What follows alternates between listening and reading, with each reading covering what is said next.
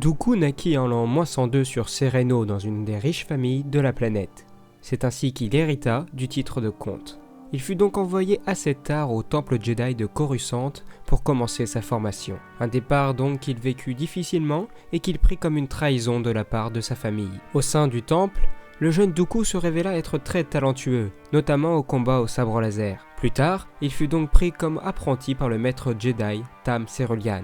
Après de nombreuses missions aux côtés de son maître, Dooku obtint le titre de chevalier autour de ses 20 ans.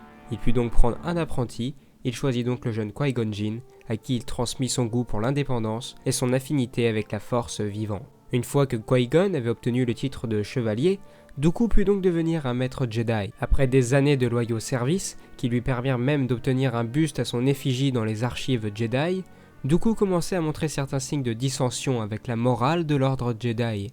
Il trouvait donc par exemple complètement idiot d'interdire aux maîtres Jedi l'accès aux holocrons Sith. C'est donc sûrement à cause de ses opinions qu'il n'obtint jamais de place au sein du Conseil Jedi. Mais plus les années passaient, et plus la corruption s'installait parmi les politiciens. Et plus les idées de Dooku étaient renforcées. Toutes ces idées furent une fois de plus confirmées lorsque le Conseil l'envoya défaire un groupe de Mandaloriens sur Galidran. Et c'est ainsi qu'un massacre eut lieu entre les Jedi et les féroces guerriers mandaloriens. 2 ans plus tard, après avoir ressenti une once d'obscurité dans la force, Dooku apprit via son ancien apprenti que les seigneurs Sith étaient de retour. Ne pouvant accepter que le conseil n'agisse que très peu suite à cette découverte, Dooku, en compagnie d'un Jedi partageant ses idées, Sifo Dyas, partit interroger le vice-roi Gunray, qui lui révéla tout au sujet de l'implication d'un dénommé Dark Sidious. Suite à ces nouvelles informations, Dooku partit à la recherche de ce seigneur Sith, et finalement, c'est ce dernier qui vint à sa rencontre. Sidious tenta donc de séduire Dooku en lui confirmant qu'il avait raison et que la République n'était aujourd'hui plus que corruption. Le comte ne put donc résister aux promesses du Seigneur Noir et c'est ainsi que Dooku sombra dans le côté obscur.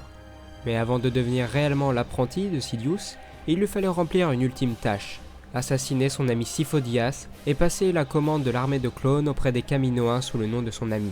Et bien sûr, effacer toute trace de la planète Kamino dans les archives Jedi. À la franche surprise des autres Jedi, Dooku leur annonça qu'il allait quitter leur ordre, ce qui fit de lui le 20e de ceux que l'on appelait les égarés. Dooku reprit donc son titre de comte et grâce à son immense fortune, il put soutenir de nombreux opposants à la République, comme le Twi'lek Caris Fenn.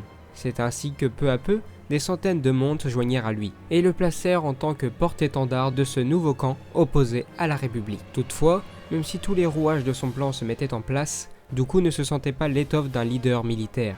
Il fit donc la connaissance d'un chef militaire Kalish qui se faisait appeler Grievous. Lors d'un des déplacements du Kalish, Dooku sabota la navette de ce dernier, puis il récupéra le corps mutilé du général.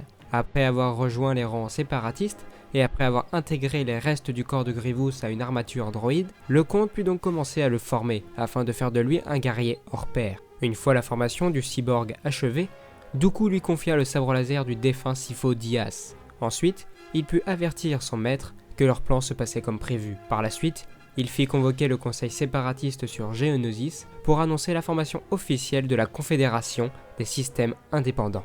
La suite, vous la connaissez.